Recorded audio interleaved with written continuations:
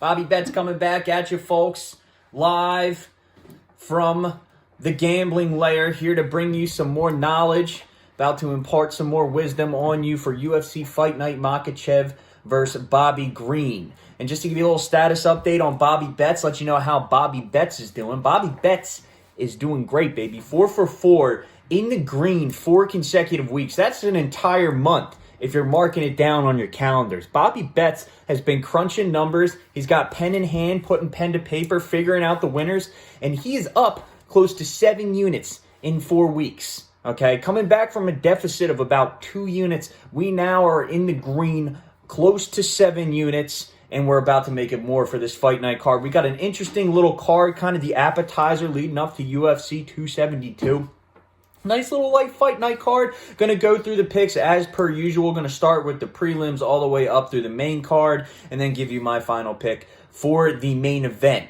All right, so let's kick it off as Bobby Betts looks to go 5 for 5 in the green, bringing positive ROI, stuffing pockets full of money for a 5th consecutive week. All right, and the first fight we got on the card, starting off with the prelims, is Victor Altamirano versus Carlos Hernandez. This fight, it's really a clash of styles. You know, your typical Victor Altamirano is going to be looking to strike. He's a stand-up guy, doesn't have the greatest takedown defense. We saw that in his Contender Series fight, where he got taken down multiple times. Ended up squeaking out a decision, but ultimately, if you go back and look at it, I honestly thought that he lost that fight. And then you have Carlos Hernandez on the other side, who is a wrestler, 7-1, kind of a green background, hasn't fought the best competition, getting a shot in the UFC after he does have a long and extensive amateur career. I think he's 13-2 as an amateur, and then moving in 7-1. So he does, although he's a little green as a professional, this guy has been around the block and has fought before, clearly. So really going to be a clash of styles. How I see this one playing out, it's going to be a close fight. It's really going to depend on whether Carlos Hernandez can keep Victor Altamirano on the ground, because he is going to look to clinch, but he's not going to have the advantage on the feet. Altamirano, if the fight stays on the feet, Altamirano is going to pick him apart and hit him with volume. I don't see a finish occurring for either person, whether it be Hernandez on the ground or Altamirano on the feet. I think Altamirano is going to be able to throw pitter-patter shots, hit him with volume. But again, Hernandez can get Altamirano to the ground. Altamirano, very susceptible to the takedown, but again, he's got enough grappling to be able to get it back up to the feet. But he doesn't provide too much resistance in the form of keeping it on the feet with takedown defense. You know, not very adept at digging underhooks. He doesn't have a sense of urgency when he's up against the fence. Ultimately, does not spend too much energy trying to not get taken down. Okay, he's going to get taken down. He's got enough grappling skills to know when his back hits the mat to, okay, how do I get up? How do I, sweep? And that's ultimately what I think is going to happen. Is it's going to be, your typical, I don't want to say Merab Dvalishvili, because Merab is an excellent wrestler and he dominates his fights, but it's going to be a lot of, you get taken down, you get back up again. You get taken down, you get back up again. It's really ride time is going to be huge in this fight for Carlos Hernandez if he wants to win this fight.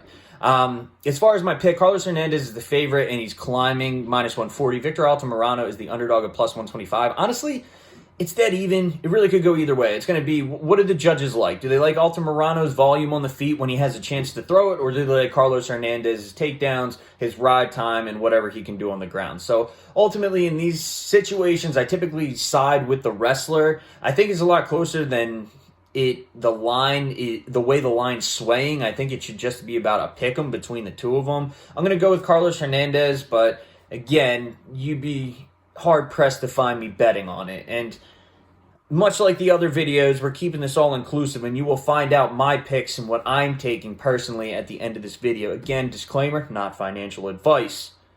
But at the end of this video, I will be giving my picks for you. So moving on, we got Carlos Hernandez in that fight. Moving on, Ramiz Brahimaj versus Michael Gilmore. And Ramiz Brahimaj, if you watched the first Bobby Betts video, Ramiz Brahimaj did burn me in his fight against Court McGee. I gave him a little bit too much credit for his gas tank and also his wrestling ability. And Court McGee fought an excellent fight, savvy vet, ended up beating him, ended up losing that bet.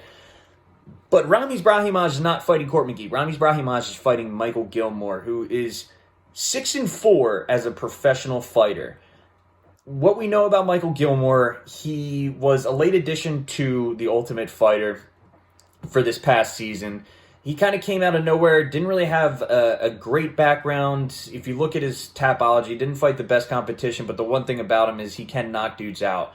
He has a couple KOs on his record, but for the most part, when you saw him fight, it's very evident that Michael Gilmore is not very adept or has any type of clue what is going on the ground. He fought Gilbert Urbina, ended up getting submitted very quickly in that fight, and then he fought Andre Petrosyan on an actual card, and Andre Petrosyan just wrestled him out of the building. However, I will say I'll give Michael Gilmore credit. He lasted the third round. I think that's more of a testament. I think we're giving Andre Petrosyan a little bit too much credit for his wrestling ability. And what we saw out of Andre, what was more surprising is Michael Gilmore did have a distinct advantage when the fight was standing. So, I mean, that's something we want to put in our back pocket when we're talking about Andre Petrosyan fights. Fortunately, he's fighting Nick Maximov, so there's really not going to be any good stand-up in that fight when that goes down the road. But what we know about Michael Gilmore is he can stand a little bit, okay? He's willing to trade, but ultimately, he's going to get taken down. Like, it's a foregone conclusion at this point that he's going to get taken down. And there's just no way that he had enough time to be able to clean up his takedown defense in order to not get taken down. He gets taken down, and he stays down. This fight is being fought up a weight class, which is the only thing that concerns me with this fight. But I got Ramiz Brahimaj winning this fight, and winning this fight fairly easily. I think he hasn't cleaned up the holes that Court McGee was able to exploit on him. But at the same time, I don't think Michael Gilmore is going to be able to expose him the way that Court McGee exposed him as a savvy veteran. Michael Gilmore, although he's older, he's still green as a fighter, 6-4, not a lot of fights. Also has not won a lot of fights. And again, we've seen him struggle on the ground. Ramiz Brahimaj, I see it playing out very similar to the way the Sasha Paletnikov fight came in, ended up getting the fight to the ground, and then choking him out relatively quickly. So if Ramiz Brahimaj doesn't get a finish, he's going to have so much ride time and so much dominance in that fight going into the final round that I'd really be shocked if Michael Gilmore had anything left in the tank to be able to finish him off. Brahimaj could cruise to a decision victory. I think Brahimaj is better on the feet than Andre Petrosyan. He's not great. Like, that's not a compliment to his stand-up, but at the same time, I think he is going to be able to strike a little bit better than what Michael Gilmore has been able to see. So, Ramiz Brahimaj, got him fairly easily in that fight. The line's crazy. He's like minus 400 and pushing higher. I really don't see even any play for Michael Gilmore in this fight. I don't think Michael Gilmore, it's questionable whether he should be in the UFC to begin with. So Ramiz Brahimaj in that fight. Moving on, Alejandro Perez versus Jonathan Martinez. Alejandro Perez, got to give him some credit here. I mean, Alejandro Perez is a UFC vet. Pretty savvy fighter for the most part. Jack of all trades, master of none. Really, nothing that you see out of Alejandro Perez is like mind-blowing or, is top tier, upper echelon. And you're fighting Jonathan Martinez, who's the younger fighter who I would say has very solid stand-up, throws his strikes a little bit different than your conventional fighter, but at the same time, he's got, excellent leg kicks, and I think he's very comfortable on the feet, and ultimately I see how this fight is going to play out. I mean, you look at Alejandro Perez, his last couple fights, against Cody Stamann, there's a highlight reel that he has where he's just, he picks up Cody Stamann and he just slams him on his head, like at the end of round 3. It was just like, you look at it and it's like Stamann's head almost goes through the canvas. But what you got to realize is that Cody Stamann ended up winning that fight, and he won that fight pretty easily. So I really don't give any credit to that. You'll see it on YouTube, but again, that really doesn't tell the tale of that fight. He really didn't have any success really anywhere in that fight. And if you look at his other body of work, while I not so inconspicuously pull it up on Tapology, he lost to Cody Stamann, and then he got smoked by Song Yadong. I mean, at the end of the day, Song Yadong. So it's not, he's lightning quick. Like, yeah, he's gonna hit you, but he hit him with the right cross And he timed, I think he went in for a leg kick and he left himself open, and Yadong just timed right and put his lights out. Then he fights Johnny Eduardo, who's basically out the door at 40 years old, and wins by an armbar in the second round. So, I mean, there really isn't much to go off of for Alejandro Perez going into this fight. But Jonathan Martinez, younger guy, has a good track record, coming off a win against the undefeated Zviad Lazvilishvi. God, that's a brutal name. Awful name to pronounce. But at the same time, he is coming off a loss to Davey Grant, who was able to knock him out. So the playbook on Martinez, really, if you want to win, you got to throw punches and bunches is really the thing. He backs straight up with when he's getting attacked. Kind of like what I alluded to with Michel Pereira, how Pereira just backs up. He doesn't really cut an angle. He doesn't try to get out of there. So eventually, you back straight up, you're going to hit the fence and you got nowhere to go. But punches and bunches and seem to give him problems, and working the body and then going upstairs. But you got to combine the two. And I don't think Alejandro Perez, although he does rip to the body a lot, he leaves himself exposed. And from what I saw in his fights, he doesn't really throw that many punches and bunches where he's just constantly moving forward and pressuring you. So I think Martinez is going to be able to really pick him apart. And if he finds an opening, I think he's going to drop him. I mean, in the Davey Grant fight, I will say in the first round, he did drop Grant. But again, it's if you don't finish him off, that's what's going to happen. This guy can come back and knock you out. But again, I got Martinez in this fight. I see it playing out on the feet, and I got to give Jonathan Martinez the credit on the feet there, especially with some of the whipping leg kicks that he throws, and he throws them kind of at like an unorthodox time, not unorthodox, like blood diamond unorthodox, where if you watch my last video, I talk about how this guy will just throw a head kick like literally at any moment, no matter what the distance. But it's kind of like off time leg kicks. So with striking, you can kind of get into a rhythm with your striking, and one guy's going back and forth, but Martinez has a good feel for when to throw the kick when his opponent isn't going to be expecting it, I think is the long-winded explanation for what I'm trying to say here. Anyway, long story short, I'm done babbling. I got Jonathan Martinez in that fight. Fight line's minus 260 for Martinez, plus 210 for Alejandro Perez. So, the books think Martinez is going to take it with a little resistance, maybe not any at all, actually, at minus 260 and climbing. So Jonathan Martinez, but again, that's going to be a parlay piece. Can't bet that straight up. Moving on, Terrence McKinney versus Fares Ziam. Now, this is one that I'm going to bet straight up because it's pretty much a pick 'em, but the line is moving in Fares Ziam's favor, which I'm actually kind of shocked about. I'm not shocked about because it is a close fight, but at the end of the day, when you look at the styles, I really think this one's going to favor McKinney. The only thing that I'm worried about with McKinney is his gas tank. So the line right now, you can get McKinney at minus 105, Fares Ziam's minus 115.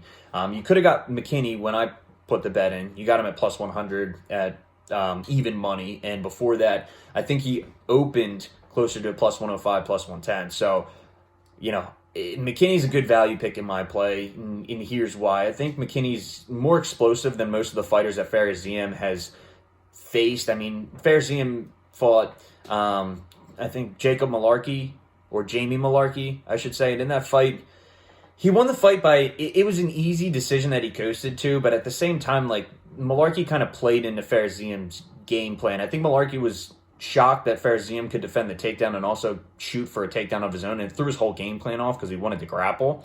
He ended up having success in the third round, but at the same time, Fares Ziam was able to just stay at distance and pick him apart. But the problem with that was the fight was fought at his pace, and a lot of the fights that Fares Ziam fights, the pace is fought at his pace. But Terrence McKinney fights the fight at his pace with no reckless abandon, and he's going to be able to go out there and he's going to be in his face 24/7, and he's going to be backing up Fares Ziam up against the cage.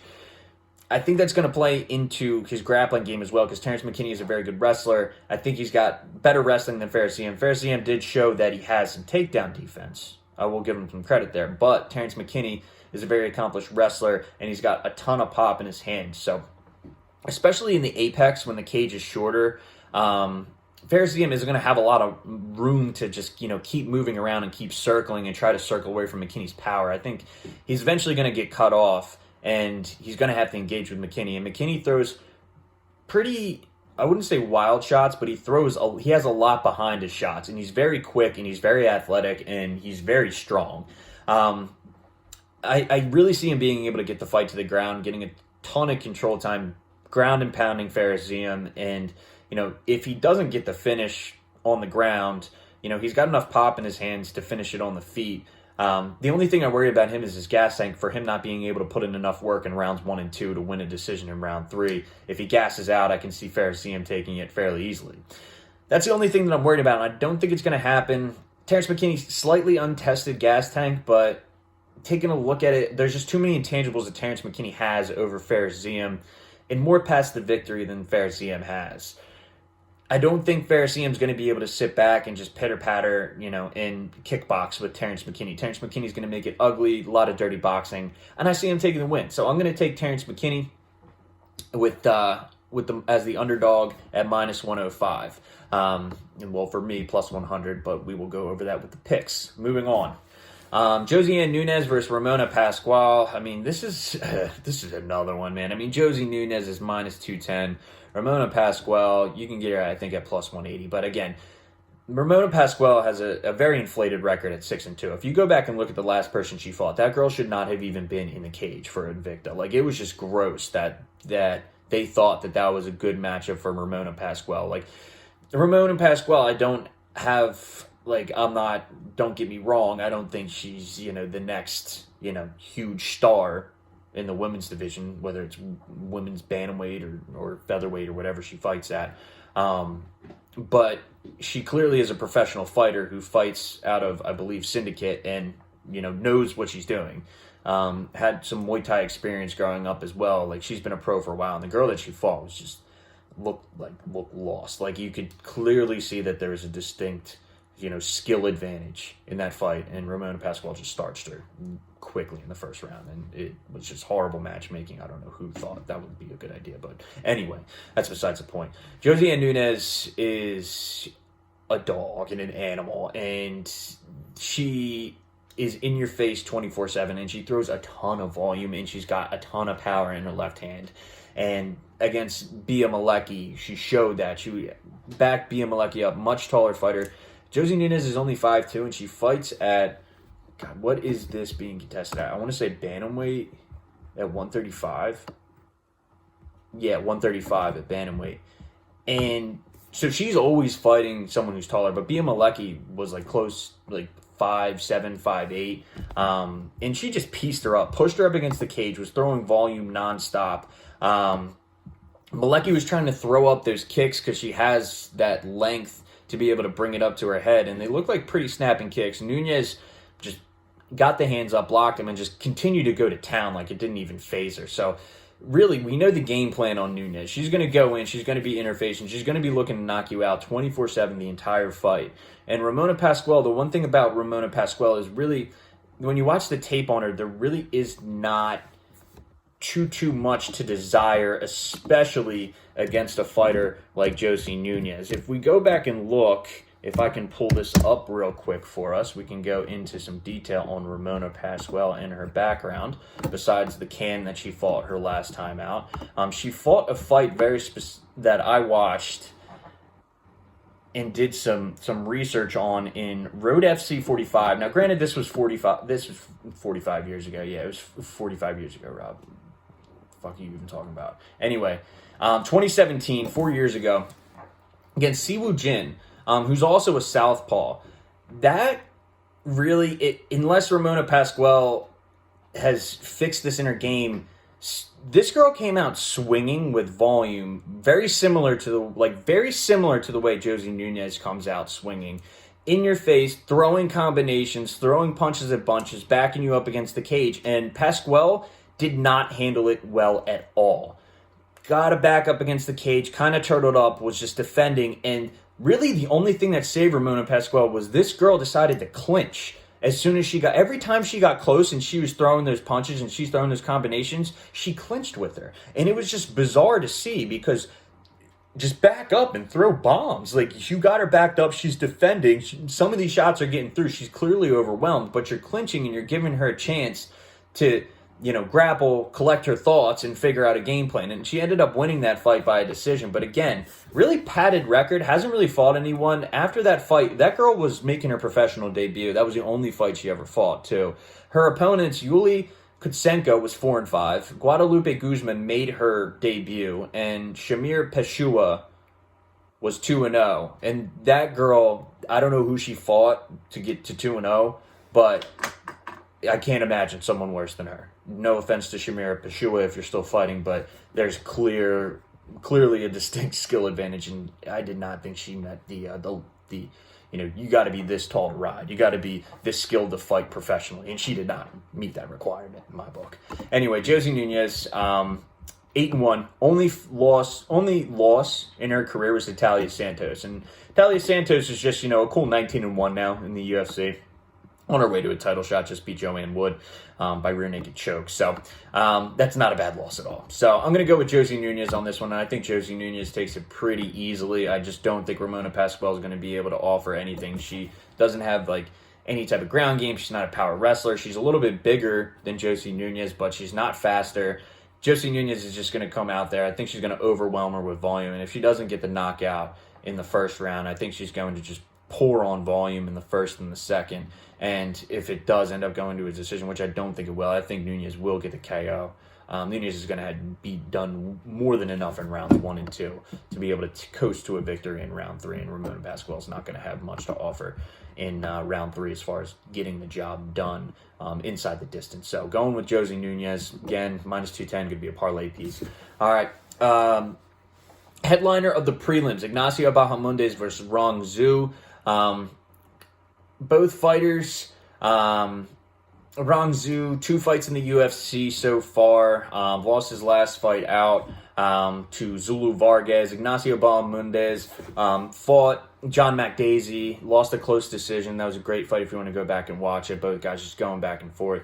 And then the highlight reel KO against Roosevelt Roberts in the weaning seconds of round 3. He was going to win that decision anyway, but just to put a nice little chef's kiss on that one, with a beautiful spinning wheel kick, knocked Roosevelt Roberts out cold. Highlight reel KO, in my opinion, probably KO of the year.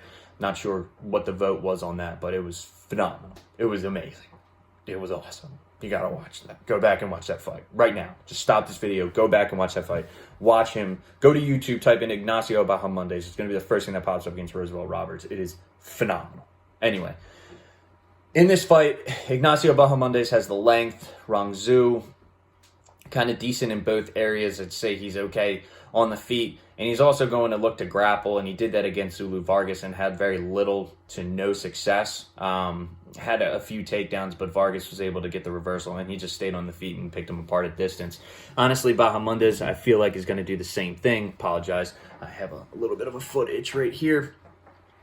But anyway, I think Bahamondes is going to be able to do the same thing that Zulu Vargas did. Or is it Kazulu Vargas? Anyway, that Vargas did against Rong Zhu. He's going to be able to keep the fight on the feet. I don't see Rong Zhu getting the takedown. Ignacio Bahamondes has a lot of length on him, and he's the taller fighter. Really, in a smaller cage, there's no, Rong Zhu would have to time a takedown really well to shoot a double leg and get him down in the middle of the cage.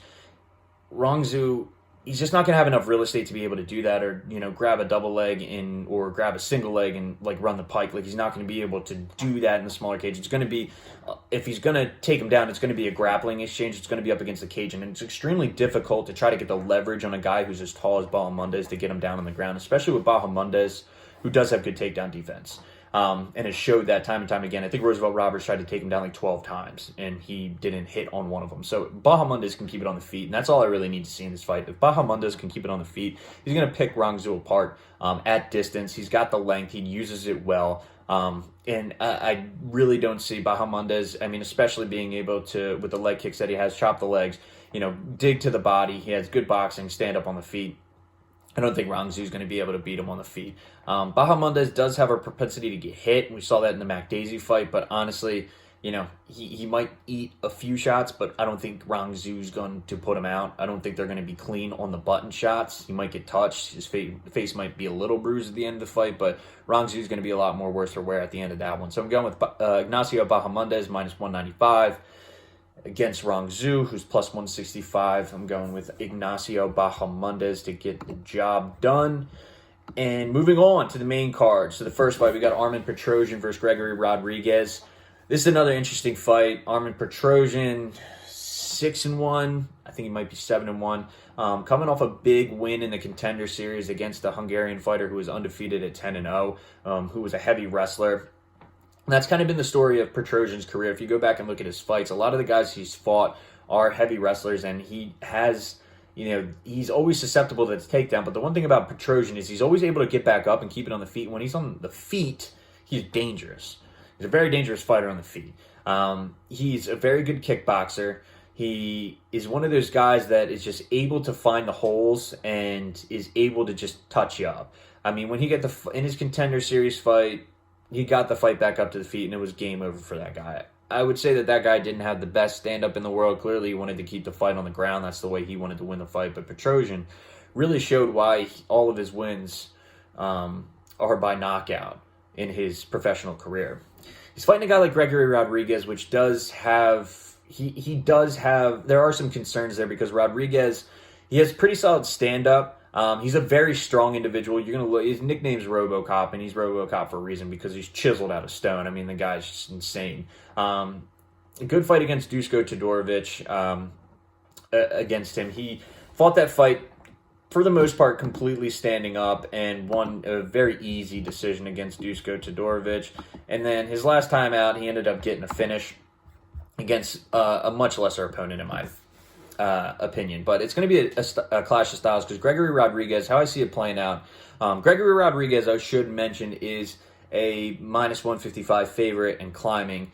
Petrosyan, you can get him at plus 138 right now. That might be going up because I think money's coming in on Rodrigues, but we will see. But anyway, Rodrigues, he has decent stand-up. He does get hit. Okay, he's been knocked out before. First showing on the Contender Series, I believe he was knocked out in his fight against, who was that against?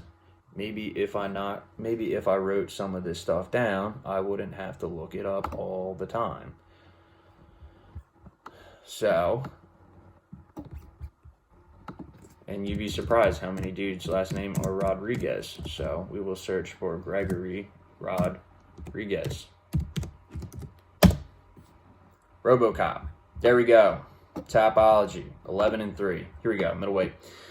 So, yeah, against Jordan Williams in his first stint in the Contender Series, his only stint in the Contender Series, he ended up losing by punches in round one. So he is able, he does leave the chin open to get caught. The thing about Gregory Rodrigues, I think if he wrestles Armen Petrosyan and implements that in his game plan, I think he's going to win the fight. But the thing with Gregory Rodrigues is he wrestles when he has to. Okay, he doesn't really... If the fight goes there, if someone's in the clinch, he can take you down. He has very good judo throws. He's got a great ground game as well. But he doesn't really have that in the game plan. I think if this fight stays on the feet, and I think Rodrigues is going to be just a little bit too willing to strike with Petrosyan in this fight. And I think that's going to be his downfall, because I think Armen Petrosyan has the advantage on the feet. And if Petrosyan can get comfortable on the feet, I really worry that he's going to be able to touch Gregory Rodrigues and potentially knock him out, because that's how big of a sniper Armen Petrosyan is at the middleweight, in my opinion, at middleweight. So I would really look out for that, and that's why I'm going with Armen Petrosyan as well, because I don't see Rodrigues... Two things. I see if Rodrigues wrestles and makes it a part of his game plan, I think he's got that pushes the scale in his favor. But that doesn't rule out Armen Petrosyan, because in all of his fights, Armen Petrosyan does get taken down, but Armen Petrosyan gets back up. He's not one of those guys that's just going to flop around on his back and try to, look for a submission or just be content with the position. As soon as his butt hits the mat and he gets taken down, the first thing is get back up. I need to get back up. He has a sense of urgency. He gets to the cage. He works his way back up without giving up his back. He's able to get back on his feet. And if he can get the fight back on his feet, the more it stays on the feet, the more I feel like this fight is going to the scale is going to tip in his favor. So even if Gregory Rodrigues does come out and wrestle, the only thing you got to worry about is Armen Petrosyan being worried about Gregory Rodrigues wrestling. But at the same time, in his previous fights where guys wrestled him and clearly got the takedown, Armen Petrosyan isn't fazed by it. When he gets back up, he's just right back to his Muay Thai, his kickboxing, and throwing those combinations. It doesn't faze him. He doesn't worry about getting taken down. He's not shy. He's going to engage. So for that reason, for the underdog, I'm going with Armen Petrosyan in this fight, plus 138. Just have a weird feeling about it, too. I really like Gregory Rodrigues, and in most situations, you'd be hard-pressed to find me betting against him, depending on who he's fighting. I feel like most time I would side with RoboCop, but in this one against Armen Petrosyan, I really just, from what I've seen in Petrosyan, man, I think he can keep it on the feet, and that's really all I need. If he keep it on the feet, I really think he's going to win that fight. Moving on, little intermission break. Throat's getting a little dry. Need a little Miller Lite to cleanse the palate. Keep the gears turning upstairs as well, so we can go ahead and finish up this video. All right, Arman Tsarukyan versus Joel Alvarez. This is an awesome fight that I'm really looking forward to. Two prospects, both 19-2, only 2 losses on the record, and Arman Tsarukyan's only loss in the UFC was to Islam Makhachev, who was fighting the main event of this card. And we all know about Islam Makhachev on his way to being a future UFC lightweight champion, in my opinion. Arman Tsarukyan, what you're going to get out of him, very disciplined wrestling and ground game. Very, very difficult to win a fight on the ground with Arman Tsarukyan. Arman Tsarukyan is going to be heavy on top, much like these guys, from the Baltic regions that can wrestle. Arman Tsarukyan is one of the best that comes with the discipline that you need. I don't know where I'm going with this. Basically, he's great on the ground, okay? He doesn't make too many mistakes. He doesn't allow you to reverse position. When he gets you down on the ground, for the most part, he keeps everything tight. So it's very hard to submit Arman Tsarukyan, especially off of your back. If you don't have advantageous position on Arman Tsarukyan in a grappling exchange, you're not going to be able to, pull off a submission. It's just not going to happen. And really, you're not going to be able to submit Arman Tsarukyan in any way, really, because his grappling is just that good. Arman Tsarukyan in the feet, he does get hit a bit, but he does have, I would say, pretty disciplined striking.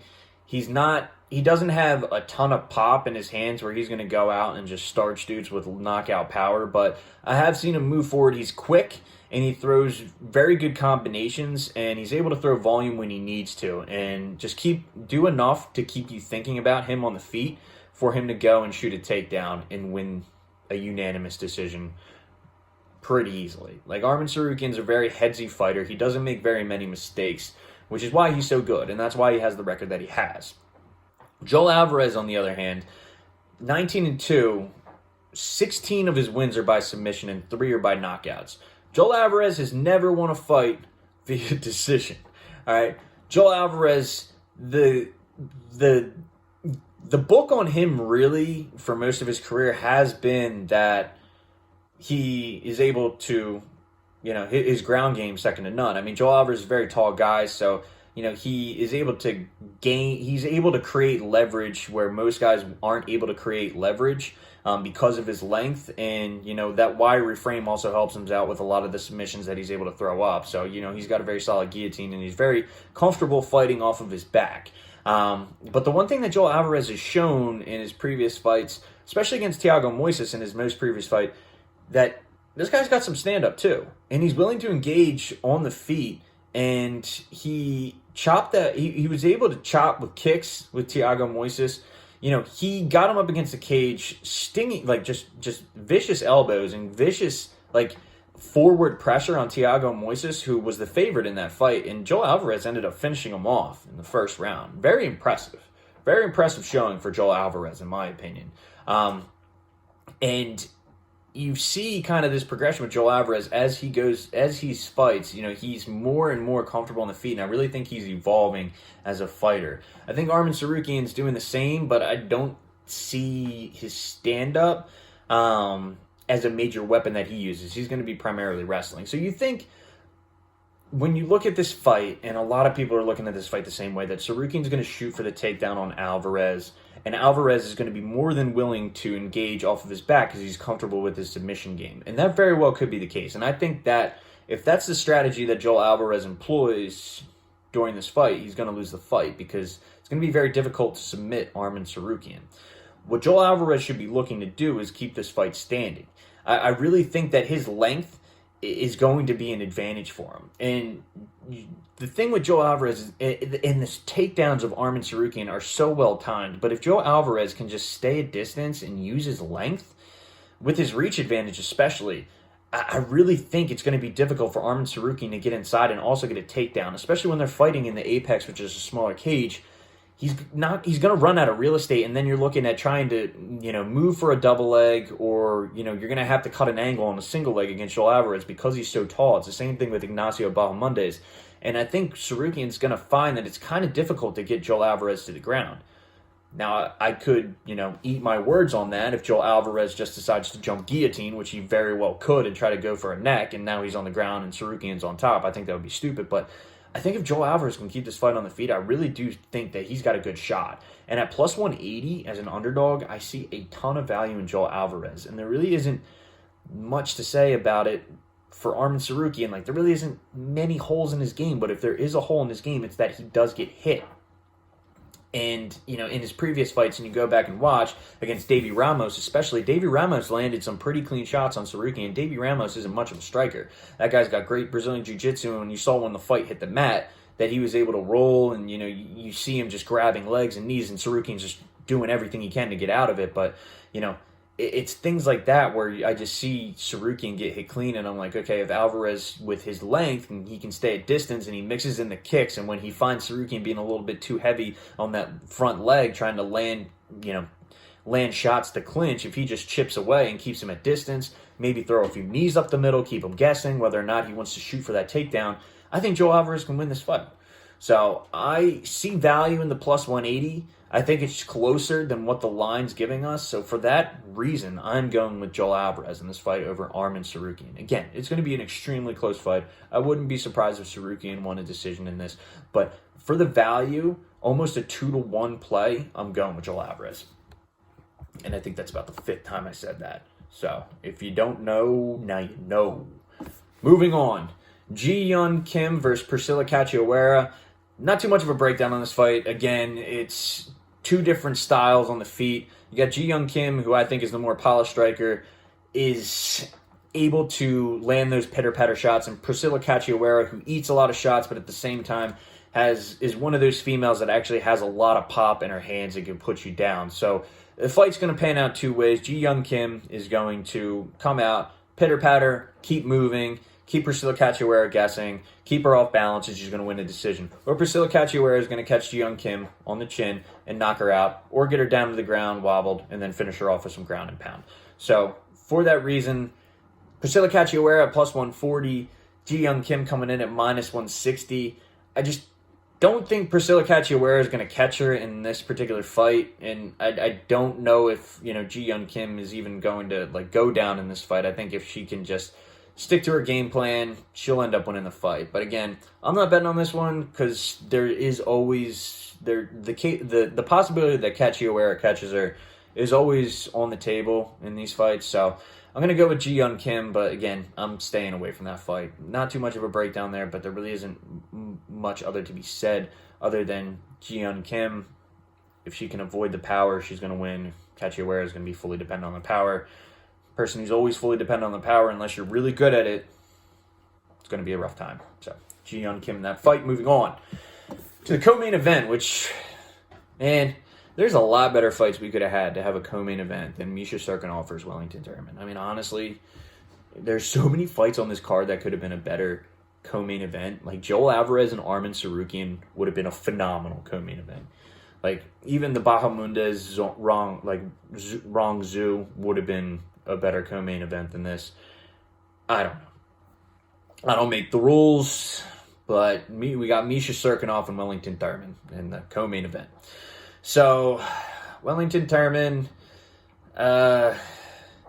average everywhere pretty much. He doesn't have a great chin either. He's been knocked out. He's been knocked out by some lesser competition. Won a fight against Sam Alvey, but Sam Alvey's kind of a weird guy to gauge. Like, he's not the best barometer. I mean, as far as, how someone normally is going to fight you. I think with Misha Cirkunov, it's going to be Sam Alvey's looking to keep it on the feet and stay on his back foot and try to land those hooks And in that fight, Wellington Turman engaged in a lot of clinch situations with him, which ultimately ended up winning the fight with the work that he's able to put in those situations. But Misha Cirkunov, really not much as far as stand-up at all. I mean, he also is on a decline, and he's dropping down a weight division to fight at middleweight, and it's just I don't think I don't think Misha Cirkunov dropping down to middleweight was the issue. I think he's on his decline. Like, he reached his pinnacle. Like, the Misha Cirkunov way of fighting just isn't working anymore, and he started getting starched by lightweights. So now he's dropped down to middleweight, thinking he's going to have some success, thinking he's stronger, he's going to be able to get guys to the ground, and I think he's going to realize pretty quickly that that's not going to be the case. Now, he does have a shot against Wellington Turman, because Wellington Turman isn't the best gauge of competition in this one, but Cirkunov, really not much on the feet. If you go back and look at the Krzysztof Jotko fight, he tried to get Jotko to the ground. Jotko kept it standing for almost all of the fight. Cirkunov may have had a little success on the ground, but it really wasn't even close. Jotko, when it was on the feet, picked him apart. Typical Krzysztof Jotko fight. Won a decision. Bada bing, bada boom. There you are. Against Wellington Turman, I think Misha Cirkunov's going to have more success with his takedowns, and I think it's going to be a closer fight. But I do see Turman being able to get back up, and I think he's going to be the better guy on the feet, the more busier fighter on the feet, and be able to land some shots on Cirkunov. Honestly, the thing that worries me about Wellington Turman is, one, for a guy who's got a chin that has been touched and can get touched, he also doesn't have great takedown defense. So it's like, no matter which way you slice it, he's not, like, you're not confident, depending on who he's fighting. Either style of fighter, if they're the opposition, if they're a striker or if they're a grappler, is going to give Wellington Turman problems if they're, average to above average. But he doesn't have to worry about the striking of Misha Cirkunov and Cirkunov being able to land that shot to put him out. So I think Turman's going to be a little bit more aggressive. Cirkunov down at middleweight, he's going to have to cut a lot of weight too, and some of the takedown attempts that he had against Jotko just weren't that great. So, I mean, I'm edging ever so slightly for the underdog, Wellington Turman, who I think is plus 105 at this point. It's almost a pick'em. Cirkunov's got a little bit of juice at minus 125, but again, it's going to be a close fight, and it's going to be a weird, ugly back and forth. Honestly, I don't see either guy getting the finish in this one. If I'm going to go, I'm going to go with the value play with Turman, because he's got he doesn't have any juice on the line at plus money. But I'm steering clear of that fight, man. And again, we could have picked better co-main events. But anyway, Wellington Turman is my pick in that fight to get the job done against Misha Cirkunov. Moving on to the main event, Islam Makhachev versus Bobby Green. And let me just tell you, there's a lot of people online that are upset about this main event because Dariush dropped out, and they're like, couldn't find a better opponent. Why did Makhachev take the fight? I got two things to say to you. One, nobody wants to fight Islam Makhachev, and certainly no one wants to fight him. They don't even want to fight him with a full camp. How? No one's going to agree to fight with him on short notice, except for a guy like Bobby freaking Green. Because Bobby Green is a gangster. Like, that's just what he is. And that's what he said, too. He's like, all these dudes are trying to pave their way and pick and choose the fights that they want to get their way up to the top. And it doesn't work like that. You go in there, you fight the guy that's offered to you. As long as the money's right, you go ahead and fight him. And that's the way Bobby Green has fought his entire career. And Bobby Green is the man. Don't get me wrong. I love Bobby Green. Had Bobby Green against Nasrat Haqparast easily and produced for me, just like he's produced multiple times against Lando Veneta, against Clay Guida. Bobby Green is Bobby Green. He's going to go in there and he's not going to give an F. And he's going to do exactly what he says. He's going to stand in that cage. He's going to punch Islam Makhachev in the face. Problem is, he's not going to be... I don't see him being able to put Islam Makhachev down. And Islam Makhachev...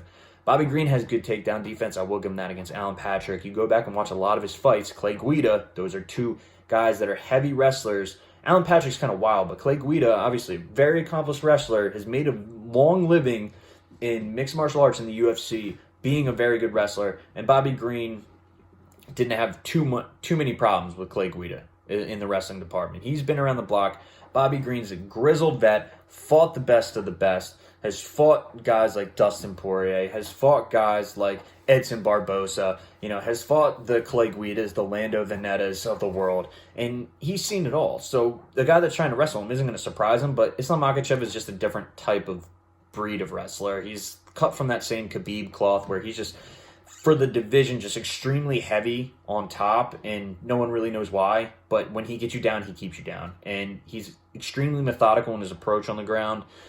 Very good grappler. He's minus 900 for a reason, man. It would be one of the biggest upsets of all time if Bobby Green's able to beat Islam Makhachev. I'm always interested to see these fights because Makhachev went to the 4th round with Thiago Moises before he submitted him.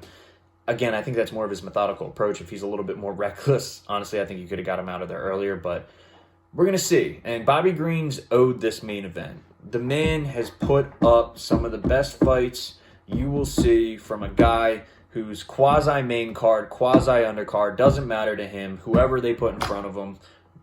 Rafael Fiziev, Muay Thai champion, Lando Veneta, Ali Kunta, doesn't matter. Bobby Green's fighting him. Bottom line. So Bobby Green deserves this main event. I'm very happy for Bobby Green, but I think Islam Makhachev is going to get the win because he's Islam Makhachev. If you want to take a flyer on Green, by all means, I am not. I think it's unfortunately a burning your money. But if Bobby Green comes out on top in this fight, it'll be awesome. It'll be sick. So going with Islam Makhachev, just like everyone else in the world. I mean, he opened at, I think, minus 400. He's minus 900. So guys are still betting him up. That's how confident people are in Islam Makhachev. So this concludes the review portion of the video. And now we are going to move into the picks. I'm going to give you guys what I'm playing. Again, this is not financial advice. This is what Bobby Betts himself is going to be playing come the weekend for this card. You can tell him if you choose to. If you don't like what I'm saying, by all means choose not to, but I am not giving out any type of advice. I'm not trying to get sued anytime soon. I'm just trying to live my life, make some money, betting fights for myself, and have a good time, and maybe help some people out along the way. What do you know? What do you say? So, get a little swig in before we start the picks.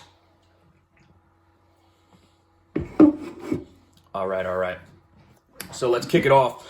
So I got 3 straight plays, and this entire card is the card of the underdog because I'm betting a ton of underdogs. I got a ton of dogs on these straight plays. So I wouldn't say a ton because there's only 3, but I mean, that's a lot of underdogs.